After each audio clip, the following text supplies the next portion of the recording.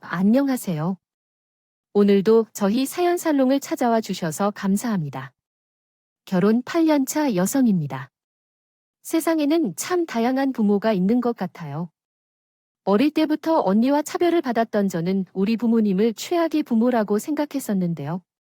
제 남편이 살아온 인생을 보니 제가 어리광을 부리고 살아온 것 같다는 생각이 들었어요. 저는 갓 스물이 되던 때 결혼을 했어요. 남편과는 고등학교 동창인데 1학년 때부터 사귀기 시작했으니까 거의 인생의 절반을 함께 해온 셈이에요. 제가 결혼을 한다고 했을 때 우리 친정에서는 반대가 심했어요. 그리고 제 나이가 어렸던 것도 있었죠. 이유였지만 그것보다는 당시 남편의 집안 상황이 걸림돌이 되었어요. 저희 시어머니는 제 남편이 3살이 되던 무렵 세상을 떠나셨어요.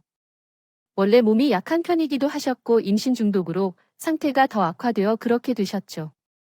할아버지 밑에서 어릴 때부터 집안 살림을 하면서 학교를 다녔던 남편은 어려운 처지에도 늘 밝은 모습이었어요.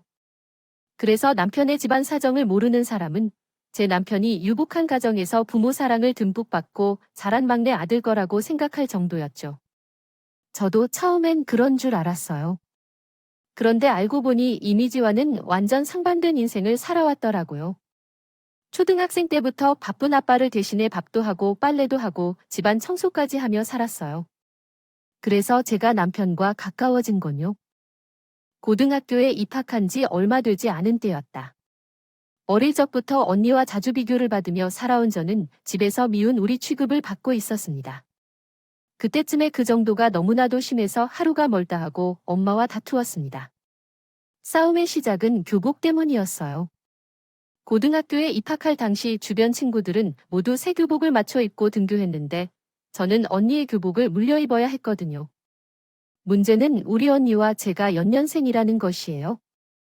언니는 학년이 올라간다고 새 교복을 맞춰주면서 정작 입학하는 저에게는 언니가 입는 걸 입으라고 하니 화가 날 수밖에 없었습니다. 동생이 언니의 교복을 물려 입는 건 왜 이래야만 했을까요? 뭐가 잘못됐다는 거예요? 옷에 구멍이 나 있나 했니? 새 것을 바라고 했니? 멀쩡한 교복을 말이죠. 문제는 그렇게 멀쩡하면 연니한테 입게 말하고 하는 거야? 나한테 이러지 말고 엄마가 나랑 언니를 차별하는 게 느껴져도 그래도 이건 아니지. 어떻게 내가 입학하는 딸에게 교복을 입히면서 큰딸에겐 학년이 바뀌었다고 새 교복을 입히냐고. 누가 봐도 이상하잖아. 이상하긴 뭐가 이상해. 나도 어릴 때 언니들 교복을 물려 입고 자랐지만 한 번도 그걸로 투정을 부린 적이 없어. 집에 가서 공부도 못하는 게 승질을 내면서 도대체 이건 누구를 위한 게야? 몰라요. 엄마는 끝까지 제 교육만 했어요. 언니는 어땠냐고요? 늘 그렇듯 마치 자기가 공주가 되는 것을 시끄럽게 권유하는 듯한 멍청한 표정으로 방에 들어갔어요. 집에 돌아온 아빠는 방문을 열고 아내가 퇴근한 것을 발견했습니다. 그 역시 집안이 왜 이렇게 시끄럽냐고 타박하면서 안방으로 들어갔습니다. 결국 내 편을 들어줄 사람은 집안에 아무도 없었어요. 그렇게 입학식 날짜가 다가오는데 수중에 돈이 부족했기 때문에 그저 속만 타들어갔어요. 친구들은 인연이 새로운 엄마도 아니었습니다. 침없이 단지 친엄마였는데 설마 딸에게 교통 서비스를 해서 입학식에 가게 할 것이냐며 기다려보라고 했지만 기적은 일어나지 않았어요. 결국 입학식 당일까지도 엄마는 새 교복을 사주지 않았기 때문에 저는 언니가 입었던 교복을 입고 학교에 등교해야 했어요. 그런데 더 기분이 안 좋은 일은 첫 수업에 들어온 영화 선생님이 제 신경을 긁어냈던 것입니다. 너의 말씀을 해석해보면 너의 희정이 동생이라며 너의 언니는 얼굴도 예쁘고 공부도 잘하는데 너는 어떠한지 모르겠구나. 학기 초라서 성적은 어떤지 모르겠다만 얼굴은 너의 언니가 닮았다고 했지만 어릴 때부터 항상 언니랑 비교당하며 자란 내게는 가슴에 비수를 꼽는 것과 같았어요. 게다가 교복 때문에 기분도 안 좋은데 그런 말까지 듣니 울컥했어요. 그래서 그대로 눈물을 흘렸어요. 어머머, 예, 내가 뭘 했다고 우니 누가 보면 내가 너 때린 줄 알겠다. 당황한 영어 선생님은 서둘러 수업을 시작했고 수업 내내 나는 벌개진 눈으로 수업을 들어야 했어요. 그렇게 영어 수업이 끝나고 책상 위에 엎드려 있는데 책상 위에 초코우유가 놓여 있었고 고개를 들어보니 화사하게 생긴 남자애가 나를 내려다보며 정말 그랬어요. 기분이 꿀꿀할 때는 단 것을 먹으면 나아지더라고요. 그 남학생이 지금의 제 남편이에요. 그렇게 안면이 트인 남편과 저는 이후 급식도 같이 먹는 절친이 되었어요. 집에서는 누구도 내 편이 되어주는 사람이 없었지만 적어도 남편만큼은 항상 제 편이 되어 주었어요. 그게 얼마나 위로가 되었는지 몰라요. 그렇게 껌딱지처럼 붙어 다니던 우리는 기쁜 순간도 슬픈 순간도 함께했어요. 고등학교 2학년 기말고사를 앞둔 어느 날이었는데 평소에 한 번도 지각하지 않았던 남편이 결석했어요. 전화도 받지 않고 말이에요. 그래서 반과 후에 남편의 집에 찾아갔더니 주인집 아주머니가 말씀하셨어요. 수 씨와 아버지가 어제 돌아가셨던 수호 씨가 지금 장례식장에 계실 거예요. 친척도 하나 없다는데 어린아이 혼자 장례를 치르려는 말에 정신을 잃고 장례식장으로 달려갔어요. 조문객도 몇 명 없는 장례식장에서 남편은 혼자 아버지 영정을 지키고 있었어요. 늘 웃는 얼굴로 유명했던 남편은 마치 강아지처럼 겁에 질렸고 제가 나타나자 참았던 눈물을 흘렸대요. 그런 남편을 꼭 안아주고 결심했어요. 앞으로는 나가 수호를 지켜줘야겠다고, 내가 수호의 가족이 되겠다고 말이죠. 그래서 장례를 치르는 내내 남편 곁을 지켰어요. 그 덕분에 부모님한테 엄청 혼난 적도 있지만 그런 일들은 이제야 됐다고 생각해요. 상관없었어요. 부모님한테 혼나는 것보다 나한테 소중한 사람을 외롭게 혼자 두는 게 제게는 더 큰 문제였으니까 살밖에 안 되는 나이에 결혼을 감행한 것도 세상에 홀로 남겨진 남편의 가족이 되기 위해서였어요. 서로에 대한 믿음도 있었고 잘 살 수 있다는 확신도 있었어요. 부자가 될 자신은 없었지만 그래서 부모님 반대에도 불구하고 고등학교를 졸업한 뒤 결혼식 없이 바로 혼인신고를 했어요. 물론 우리 집에서는 난리가 났죠. 내가 전연절할 줄 알았어. 머리에는 똥밖에 안 드나니 벌써부터 반란 가져서는 지멋대로 혼인신고를 해 집안 망신을 시켜도 유분수지. 이제 돈내 창피해 어떻게 고기를 들고 다니냐고. 너 인연 망치려고 든네. 인생이나 망칠 것이지. 멀쩡한 내 언니. 앞으로는 그만 말 악을 쓰려고 결심했어요. 그 하인 시집 갈 때 만약 그 집에서 이 사실을 알게 되면 당신의 언니가 얼마나 수치스러워할지 생각조차 하지 않으셨나요? 도움이 안 되더라도 최소한 언니의 삶을 방해하지는 마세요. 아이고, 이것저것 다 내 탓이라고 생각해. 천만에요. 어머니는 끝까지 언니를 걱정했어요. 그런 상황에서도 아버지는 모든 것을 어머니 탓으로 돌리려고 매우 바빴어요. 지금 와서 누구 탓을 해야 할지. 사실은 처음부터 집에서 자녀들을 올바르게 가르쳤다면 이런 일이 벌어지지 않았을 거고 어디서 남편 책임을 떠는 사람이 없겠죠. 아이고, 얘기를 멈춰야겠네요. 어쨌거나 생각지 않는다고는 하지만 지방골에서 잘 둘러봤더라고요. 부모님 중 누구도 제 삶에 대해 걱정하는 분은 없었어요. 그저 남 탓하거나 제가 언니 삶에 방해가 되지 않을까 따르다니요. 상황이 이러니 제 남편이 사회 대접을 받는 건 기대도 할 수 없었어요. 혼인신고를 한 뒤 저는 남편이 살고 있는 월세집에 들어가 살게 되었어요. 그 집은 아버님이 살아계실 때 남편과 둘이 살던 집이었어요. 원래는 전세 있던 집인데 아버님이 돌아가실 때 그 집에 대한 빚이 있어서 그걸 갚느라 보증금을 빌려 쓰게 되었던 거였죠. 하루아침에 아버지와 어머니를 잃고 집도 없이 떠돌게 된 남편이 안쓰러워해서 주인 아주머니가 편의를 봐주셔서 시세보다 저렴하게 살고 있었어요. 상황이 이러니 우리 집에서는 결혼 생활에 관한 이야기가 많이 나왔습니다. 그런데 부모님께는 말씀 못 드린 비밀이 하나 있었어요. 아버님이 남긴 빚이 다 준비가 안 됐거든요. 해결된 것이 아니었어요. 일단 급한 것은 전세 보증금을 빌려 해결했지만 그럼에도 빚이 여전히 남아 있었거든요.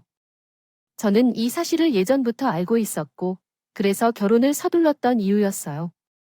함께 벌면 좀 더 빨리 빚을 갚을 수 있을 테니까요. 다만 우리 부모님은 이 사실을 모르는 게 문제였어요. 빚 때문이라도 빨리 취직을 해야 했지만 인문계열 고등학교를 졸업한 남편과 제가 마땅한 직장을 찾기 어려웠어요. 차라리 공학계열 고등학교를 졸업했다면 기술직으로 취직하기 훨씬 수월했을 텐데요. 그나마 남편은 고등학생 때부터 하던 패스트푸드 아르바이트를 하며 살이라도 벌고 있었지만 저는 그마저도 없어서 굉장히 힘들었어요. 초조해만 한 거요.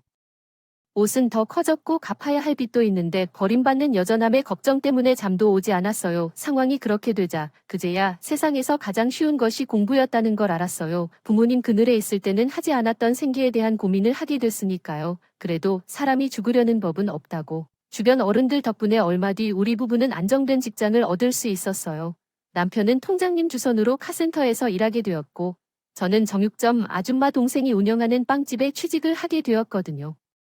인터넷 기사에 종종 나오는 대절 평균 월급에 비하면 한참 모자랐지만 우리 부부의 상황에는 이게 어디에 나요 싶을 정도였어요. 카센터에 들어간 남편은 처음에는 기술이 장을 주로 하지 않았지만 주인 아저씨가 매우 친절하신 분이셔서 조금씩 일을 배워갈 수 있었어요. 저 또한 처음에는 홀에서 파트타임으로 일을 시작했는데 3달이 지나면서 정규직으로 승진하여 풀타임으로 일할 수 있게 되었죠. 그리고 반년 정도 지난 뒤에는 사장님의 권유로 제빵 학원에 다니며 일할 수 있게 되었어요. 홀에서 하는 일은 기술이 필요하지 않아도 되기 때문에 쉽게 배울 수 있지만 그 일은 누구나 대체될 수 있는 만연한 일이기도 해요. 수정아, 현재는 너도 아직 어려서 일자리가 많겠지만 애를 낳고 나이를 먹으면서 점점 더 일자리를 구하기 어려워질 거야. 그러니까 지금부터 기술을 배워 너의 사업을 운영할 수 있는 능력을 길러놓아. 기술만 있다면 사람은 어떻게든 먹고 살 수 있다. 그렇기 때문에 제 부모님은 한 번도 제 미래에 대해 진지하게 고민해 주신 적이 없는데 정작 피해되지 않은 사장님은 제 걱정을 해주시더라고요. 그래서 남편과 상의한 후 오전에는 제빵 학원에서 기술을 배우고 낮부터 밤까지 홀에서 일했어요. 풀타임을 할 때보다는 수입이 줄었지만 그래도 미래에 투자한다는 생각에 이유가 없겠더라고요. 거기다 빵집에서 일하고 있는 터라 좋은 점도 많았고요. 제가 일하는 빵집은 가게 안에 빵 공장까지 있는 대규모 가게라서 틈틈이 공장장님에게 궁금한 것을 물어볼 수도 있고 가끔은 직접 공장에 들어가 눈을 동냥할 수도 있었거든요. 덕분에 같이 공부하는 친구들에 비해 배우는 속도도 빠르고 이해도도 높았어요. 그래서 제가 제빵 기능사도 있었던 거예요. 생각했던 것보다 자격증을 취득하는 것이 더 쉬웠고요. 그러나 자격증을 따고 나니 홀서빙보다는 빵 공장에서 일하고 싶다는 생각이 들었어요. 기껏 딴 자격증이어도 빨리 활용하고 싶었거든요. 그래서 사장님께 말씀드리고 홀에서 빵 공장으로 부서 이동하게 되었어요. 본격적으로 빵을 만드는 일을 하게 되었죠. 빵을 만든다고는 하지만 정확히는 샌드위치를 만들고 케이크 시트 정리를 하는 것에 불과했지만 이 일 또한 자격증이 있다고 바로 구 수 있는 것은 아니에요. 아래에서 시작하여 차근차근 능력을 쌓아야 빵도 구워주고 케이크도 만들어줄 수 있는 거죠. 제가 조금씩 능력을 키워나가는 동안 남편도 자동차 정비 일에 능숙해지기 시작했어요. 당연히 월급도 올라가기 시작했죠. 언니도 결혼을 하게 되었고요. 저와는 다르게 대학도 잘 나오고 직장도 다들 부러워하는 곳에 들어가게 되었더니 결혼 상대자 역시 꽤 능력 있는 남자를 만날 수 있었어요. 그래서 우리 집에서 제 남편 후보가 더 좁아지게 되었죠. 우리 큰 사위는 어째서 선물을 고르는 센스도 이렇게 좋을까 사온 것마다 마음에 안 드는 게 없어서 여자는 남자를 잘 만나야 한다는 거야. 같은 사위인 우리 집 둘째 사위는 평생 가도 제대로 된 선물을 한 번도 하지 않았어요. 엄마는 형부가 사다주는 명품백과 화장품 선물을 받으면서 당연하다는 듯이 관과 비교를 해봤어요. 자네는 언제까지 손에 기름을 묻힌 채로 가겠다는 생각이냐? 자동차 정비 일에서 언제 돈을 버느냐? 그래서 말이야. 일을 하려면 눈에 보이지 않는 곳에서 하던지, 그렇지 않으면 엎어질 때 도란도란 엉덩이에 코 말려버릴 때 서서 작업을 하라고 동네 사람들이 부끄러워할 정도로 많이 걱정돼서 동네에서 나가기 힘들더라도 죄송합니다. 장모님. 하지만 제가 또한 장인님과 장모님께 걱정을 끼치지 않기 위해 열심히 노력하고 있기 때문에 조금만 기다려 주십시오. 그리고 사장님이 조만간 저의 가게를 준비하고 독립하시겠다 하셨고요. 독립을 하신 후에는 장모님도 여행을 가시고 효도도 정성껏 드릴 것입니다. 아무리 성공을 기대했지만 내가 먼저 갈 세상으로 떠나겠네, 어머니. 너무 자주 나를 잡아 형부와 계속해서 비교하며 구박하나 그 점을 지적하면서 어머니는 남편에게 무엇을 잘 줬나요? 형부는 집에 와서 갈비찜, 삼계탕 등을 계속 차려주시는데요. 남편에게는 밥이나 제대로 차려준 적이 있어? 엄마가 시어머니에게 하는 것을 갖가지 해서 반만 해주고 그런 얘기를 하면 나도 뭐라고는 안 해. 근데 아니잖아. 왜 해주는 것도 없으면서 매번 사람만 잡느냐. 친정에 올 때마다 엄마의 큰 사랑에 기가 죽는 남편을 보니 나도 화가 나서 엄마랑 다투고 싶어지는데 학벌이 있는 남편 때문에 집안이 풍족하게 이쁜 구석이 있어야 나도 시어머니 대접을 해야 한다는 얘기군. 그러시면 알겠어요. 그럼 앞으로도 엄마는 그 잘난 큰 사위 품고 천년만년 편히 살아나도 내 남편을 흔들어주는 이런 집에는 다시는 안 올 테니까 처음부터 시어머니에게 달갑지 않았지만 남편이 너무 닥달해서 왔다는 건데 결국 그날도 엄마랑 싸워서 집으로 돌아가고 말려. 알겠어요. 그럴 때마다 남편이 제게 횡과 함께 이런 요구를 해서 그만큼 힘들어요. 미안해. 수정아, 나는 괜찮아. 어머님 말씀은 그래도 은근히 나를 많이 챙겨주셔서 우리 카센터의 지인들을 많이 소개해주시고 집에 무슨 일이 생기면 형님 대신에 나를 찾아주신다고 그게 무슨 뜻이겠어요? 사실 내게 더 편하시기 때문에 아니겠어요? 그래서 나는 더 좋아하잖아. 장모님께 너무 서운해하지 마세요. 이 바보야, 그게 뭐가 좋아? 우리 엄마는 내가 너무 만만하니까 이용하는 것뿐이라고요. 너도 화가 나잖아.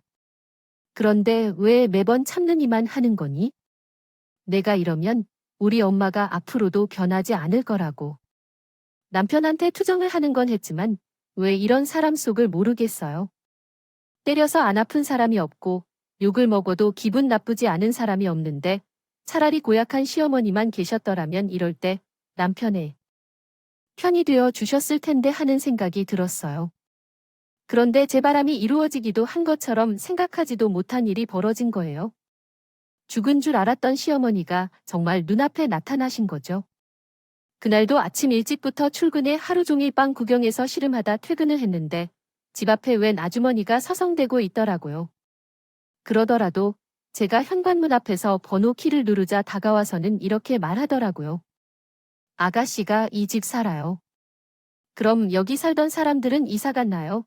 제가 여기는 30년 가까이 남편과 시아버지가 살던 집이라고 말했더니 아주머니가 놀란 표정으로 머뭇거리더라고요. 그리고는 입을 열었는데네. 아주머니가 우리 어머님이라고 한다면 그럴 리가 없는데요. 제 시어머니는 남편이 3달 전에 돌아가셨다는 소식을 들은 것 같아요. 25년 전에 돌아가신 분이 어떻게 살아 돌아오셨다는 건가요? 수호 아빠가 별로 그랬대요. 내가 죽었다고 하긴 그 사람한테 나는 이미 죽은 사람이거나 진배 없겠죠. 그래도 그것이 맞는 것일까요? 어째서 멀쩡히 살아계신 분을 어찌하여 죽이게 되는지요? 아니라면 우리 수어라도 나는 이미 죽었다는 줄로 알고 있는 게 틀린 건가요? 아주머니는 당황한 표정으로 되물었지만 제가 대답해 주어야 할 문제는 아닌 것 같아서 우선은 남편을 불러봤어요. 제 전화를 받은 남편은 급히 집으로 달려왔네요. 아주머니를 보자마자 덥석 끌어안으며 눈물을 흘리셨어요. 남편은 어리둥절한 표정을 지었지만 아주머니를 밀어내지 않았습니다. 그리고는 울먹이는 목소리로 엄마라고 부르시면서 알고 보니요. 남편도 어렴풋이 자기 엄마가 죽지 않았다는 걸 알고 있던 모양이었어요. 저도 생각해보니 지금까지 단 한 번도 시어머니를 만난 적이나 묘일을 본 적이 없더라고요. 아빠는 엄마에게는 통하지 않았어요. 그저 제가 3살 때 돌아가셨다는 말밖에요. 그런데 아빠가 사망 신고를 하려고 갔다가 서류상으로 엄마가 생존 중이라는 걸 알게 되었어요. 다시 만날 줄은 몰랐지만 남편은 어머님 손을 꼭 잡고는 힘겹게 얘기를 꺼냈어요. 어머님도 그런 아들을 보며 연신 눈물을 흘리셨고 그리고 지난 일들을 이야기해 주셨어요. 당시 아버님이 하시던 사업이 잘못되어 큰 빚을 진 바람에 어머님이 이혼을 요구하셨던 것 같다고 말씀하셨어요. 모습을 보여주었어요. 수호에게 뭐라고 말해야 될지 정말 막막했어요. 문자로 된 글은 수없이 많았지만 한마디도 내가 하는 수 없는 건 마침내 체념한 것일까요? 달리 말하면 저는 결과적으로 아무 말도 안 했죠. 정작 전하지 못한 점이 많았습니다. 처음에 말적 단발 그림틀을 보니 정말 황당했어요. 하지만 살아계신 모습을 본 순간 그런 생각은 순식간에 사라져 버렸어요. 요즘 시어머니 믿음 심해하고 의송 줍는 시간이 더 생산되고 있어요. 하필 시어머니인데 더 미심쩍은 살면서 놀랍게도 완전히 변해 아버지가 행복해하는 모습을 보면 어쩌면 느끼기 어려울 거랭이지요. 식은 죽 먹기도 하고 나이니까 뭐 억울한 마음으로 서론 찾는 거 했으면에 그것도 이리리와는 안 어렵겠어요. 등장에 대해 의문을 가지는 이유는 여러 가지가 있었지만 그 중에서 가장 큰 이유는 나타난 시기였어요. 아버님이 남기신 빚을 다 갚은 시점에 남편과 저가 이빨을 뽑아가며 갚아온 8년 동안에 어머님이 나타나셨습니다. 우리 부부는 결혼한 지 8년이 지난 후에야 그 빚을 모두 갚았는데요. 남편이 군대에 있던 동안에도 저는 그 빚을 갚느라 얼마나 힘들었는지 모르겠어요. 그 당시에는 일을 시작한 지 1년도 되지 않아서 힘이 들었거든요. 그때는 아버님이 두려워하셨던 이유로 앞으로 나서지 않으신 거라면 아버님께서 돌아가신 시점에 등장하실 수도 있었던 거 아닐까 생각해봤지만 왜 10년이 넘게 기다렸다가 지금 등장하셨는지 생각할수록 이상하고 의아했어요. 참아왔어요. 그런데 집을 나간 지 25년 만에 돌아온 시어머니의 행동으로 인해 더 미운 생각을 하게 돼요. 뭐예요? 여기 좀 앉아봐라. 내가 이런 말한다고 내가 기분 나쁠지는 모르겠지만 그래도 앞으로 안 보고 살 사이도 아니고 고부지간으로 평생 보고 살 사이니 내가 할 말은 해야겠어요. 나는 우리 수호한테 범한 죄가 있어서 죄인처럼 살아야 하는 건 알아요. 하지만 내에게 죄를 지은 건 아니잖아요. 그래서 앞으로 시어머니를 제대로 대접해주길 바라겠구나. 이렇게 시작된 시어머니의 훈계는 끊임없이 이어졌어요. 일단 내가 지낼 방 말인데 나는 지금까지 침대 생활을 해와서 바닥에 자는 것이 어렵다. 대자하니 너 시집 볼 때 혼수 하나 없이 못 만들어 왔다던데 그건 좀 경험이 부족한 때문이죠. 일은 아니지만 이제 와서 혼자를 하라고 말할 수는 없는 일이며 아쉽지만 내 방에 돌침대 하나를 놔줬으면 좋겠다. 그리고 내 피부가 조금 건조해서 그러니 가습기도 하나 놔줬으면 좋겠다. 이 정도면 그렇게 큰 요청은 아닌 것 같은데 너는 어떻게 생각해? 나는 이게 지나치지 않다고 생각해. 돌침대가 얼마나 비쌀지, 아니 것보다 코딱지만한 방에 어떤 얼어 죽을 돌침대냐고. 그러나 이게 전부가 아니었어. 남편이 없는 때에는 항상 저를 붙잡고 이것을 해라, 저것을 해라 하는 다양한 요구사항이 많으셨어. 이로 인해 사람들이 가정 간의 갈등을 겪는 경우가 많더라고. 남편은 오랜만에 만난 엄마를 보면서 어머님이 무한한 요구를 그냥 들어주라고 하셨어. 그래서 어떡하겠어? 남편을 위해서라도 해주어야 하는 것일게야. 그래서 어쩔 수 없이 시어머니를 위해는 하는 것이지. 모시고 산지 반년 정도 되었을까요? 저희도 이제는 빚도 다 갚겠다. 전세집으로 이사를 해야겠다고 생각했습니다. 집을 알아보고 있었는데 어머니께서 그러시는 거예요. 애초에 우리가 살던 집은 아버지와 어머니가 결혼할 때 돈을 합쳐 얻은 집이니까 그 지분을 원한다는 거예요. 돈으로 달라는 건 아니고 어차피 함께 살 집이니 계약할 때 공동명의로 해달라는 얘긴데요. 따지고 보면 이 집이 그래도 내 남편이 남긴 유산 아니겠니? 그러니 나도 일부분은 받을 자격이 있다고 생각합니다. 어머님 유산이라 NH 이동안 저희가 갚아온 아버님 빚이 얼만큼인데요? 어머님, 이건 좀 너무하신 것 아닌가요? 아니, 아버지랑 얘기는 해보셨어요. 수호가 그렇게 하자고 해요. 네, 여기서 수호 얘기가 왜 나오죠? 지금 내 아들 앞세워 날 못하게 시험을 만들 생각이냐? 내가 제대로 된 정신을 가졌다 생각되는 며느리인 내가 먼저 이야기를 꺼낼 때 내가 먼저 이야기를 꺼내야 하는 거야? 아무리 내가 철없는 나이에 시집을 왔다 해도 이제는 충분히 나이도 먹었는데 어떻게 생각하는 수준이 고등학생만 못한 거야? 시끄럽게 따질 것 없이 내가 하는 대로 해야 해. 내가 직접 수호에게 이야기를 꺼내도 껄끄러운데 내가 수호에게 말해서 공동맹의로 하자고 하라. 정말 난데없이 나타나서 자기 실속만 챙기려 하는데 정말 사람 미치겠더라고요. 남편이 급하게 끝내야 하는 일이 있어서 늦는다고 해서 집을 나와 친정으로 갔어요. 그 기분으로는 시어머니에게 저녁을 차려드리고 싶지 아니었거든요. 평소에는 친정에만 왔다가 하면 엄마랑 싸우는 통의 남의 집보다 더 껄끄러웠던 집이 시어머니의 등장으로 전보다 훨씬 편하게 느껴졌어요. 툭하면 싸우기는 하지만 그래도 밖에서 터진 후에 내 부모가 그래도 편하게 느껴지기도 했고요. 엄마도 내 표정을 보고 지리짐작을 했는지 평소처럼 가시 돋친 말로 쏘아대지는 않았어요.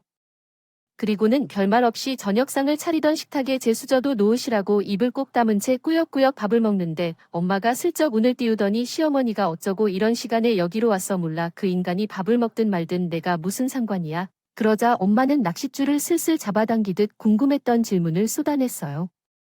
25년 전에 집을 나간 것 같은데 아마 너희 집에 머물 생각은 없을 거야?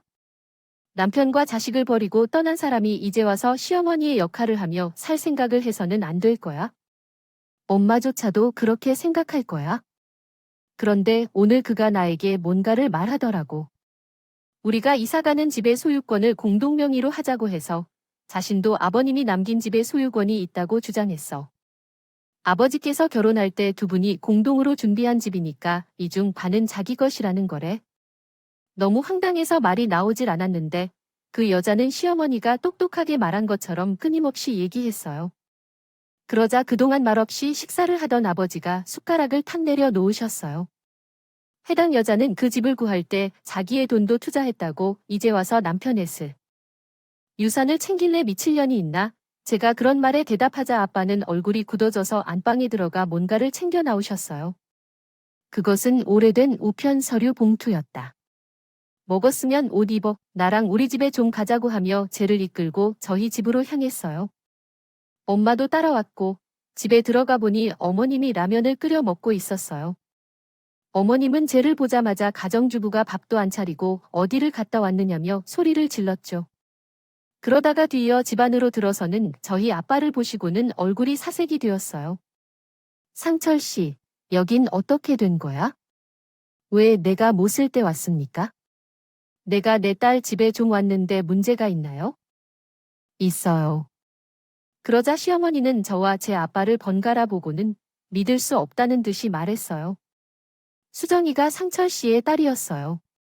그리고 누나를 굴리며 전전긍긍 하더라고요. 분명히 두 사람 사이에 무슨 사연이 있는 것 같았어요.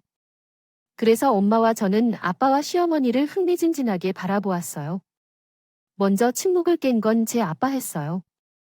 수정이한테 듣자니 재수 씨가 이 집에 대한 소유권을 주장했다. 그 말이 맞습니까? 하고 표정을 보니 맞는 모양이구만.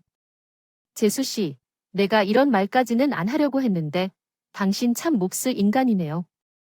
명수 숨음에 죽을 때까지 빚더미에서 허접되다 간 게 누구 때문입니까? 재수 씨가 명수 동업자 눈 맞아서 돈 들고 튀어서. 그런데 그것이요. 그렇게 하던 중에 이제야 서울로 가서 일을 하려고 하는 거라고요. 자식 앞에서 부끄럽지 않다고요. 내가 수고 생각해서 그동안 입을 다무고 살았는데. 재수 씨, 이러는 거 아닙니다. 사람이라면 남편 인생 말아먹은 것도 모자라게 불쌍한 자식 인생까지 망치는 짓을 하면 안 된다고요. 저쪽이 남편 유산 누락하며의 집에 대한 소유권 주장한다. 그렇다고 나도 이 기회에 묵은 빚 좀 받으러 왔습니다. 명수와 결혼할 때 나에게 돈을 빌린 거 기억하시죠? 신혼 짓기 위해 빌려준 거니 재수 씨도 잘 아실 겁니다. 그때 받아둔 차용증 여기 있으니 확인해 보세요. 아버지가 보관하는 서류 봉투에는 오래전 작성한 차용증이 들어 있었어요. 거기에는 수호아버지 도장과 시어머니 도장도 찍혀 있었죠.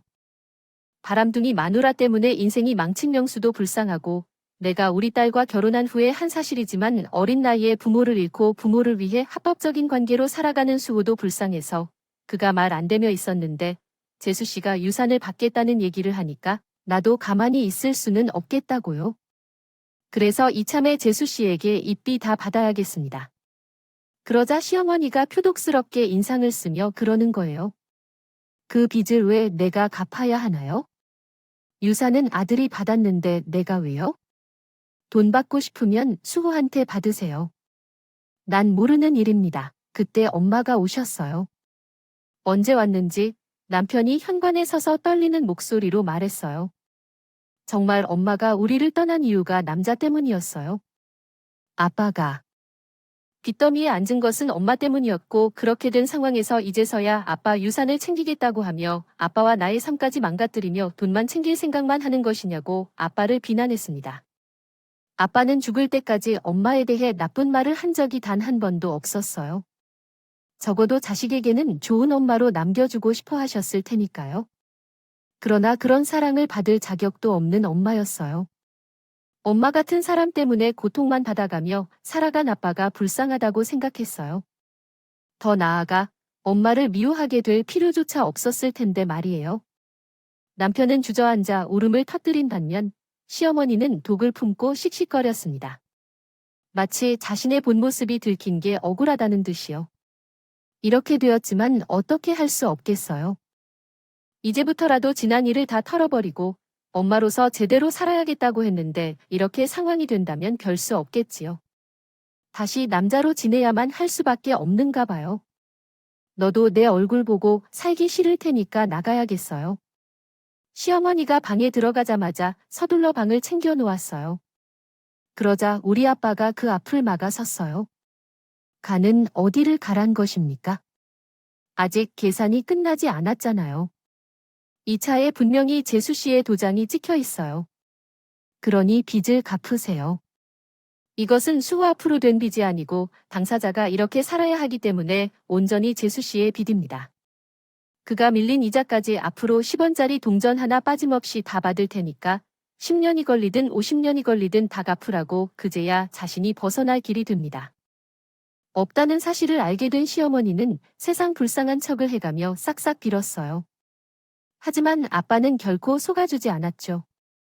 결국 아빠는 시어머니를 시험의 근처 파출소로 데리고 가서 얼마 후 소송을 통해 시어머니에게 밀린 돈을 받아냈어요.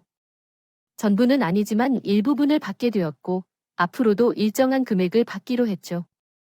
받은 돈은 저희가 전셋집을 구하는데 보탬이 되었어요. 어차피 처음부터 받을 생각이 없었던 돈이지만 이번 일을 겪으면서 많은 변화가 있었어요. 무엇보다도 저희 엄마가 많이 변화했어요. 그날 제 남편이 시어머니로 인해 주저앉아 울던 모습을 보고 엄마의 심경이 많이 변했죠. 부모로서 제 남편이 너무 불쌍하고 괜히 자식을 키우는 것처럼 느꼈어요. 미안해서 그런데 현재는 제 남편을 더 챙기고 있습니다. 결혼할 때는 남편을 잘 모르고 반대했던 아빠에게도 미안하고 남편의 삶에 대한 안타김에 이제서야 남편을 챙기고 있습니다. 남편을 챙기면서 아무에게도 안 주던 삼계탕도 제 남편을 위해 만들어주는 정도입니다. 비록 남편은 친모를 잃었지만 장인과 장모를 얻을 수 있어서 행복하다고 하더군요. 그러나 그 속은 안쓰럽습니다. 그래서 앞으로는 남편을 더 아끼고 보살펴 주려 합니다. 우리 아기가 있는 뱃속에서 함께하면서 미우나 고우나 가족만이 중요한 것 같습니다. 제 이야기를 들어주셔서 감사합니다. 소중한 가족들과 함께 건강하길 바랍니다. 여러분, 행복하세요. 사연에 대한 댓글 응원과 현명한 조언을 부탁드립니다. 좋아요와 구독은 저에게 큰 힘이 됩니다. 오늘도 좋은 일이 가득하길 바랍니다. 음악